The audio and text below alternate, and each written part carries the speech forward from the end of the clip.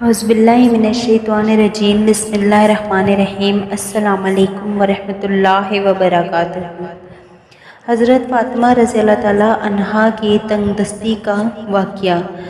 حضرت علی رضی اللہ تعالیٰ عنہ نے فرمایا کہ کئی دن ایسے گزرے کہ ہمارے پاس کوئی چیز نہ تھی اور نہ حضور صلی اللہ علیہ وآلہ وسلم کے پاس۔ میں گھر سے باہر نکلا تو مجھے راستے میں 1 دینار پڑا ہوا ملا۔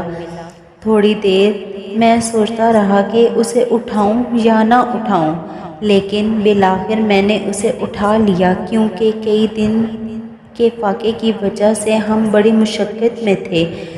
میں اسے لے کر ایک دکان پر گیا اور اس کا آٹا خرید کر حضرت فاطمہ رضی اللہ تعالیٰ عنہا کے پاس لایا اور میں نے کہا اسے گوندھ کر روٹی پکاؤ۔ چنانچہ وہ آٹا گوندھنے لگی۔ بھوک کی وجہ سے ان کی کمزوری کا یہ حال تھا کہ ان کی پیشانی کے بال آٹے کے برتن سے ٹکرا رہے تھے۔ پھر انہوں نے روٹی پکائی۔ پھر میں نے حضور صلی اللہ علیہ وآلہ وسلم کی خدمت میں حاضر ہو کر سارا قصہ سنایا۔ آپ صلی اللہ علیہ وآلہ وسلم نے فرمایا، تم اسے کھا لو، کیونکہ یہ وہ روزی ہے جو اللہ تعالیٰ نے تم کو غیبی خزانے سے عطا فرمائی ہے۔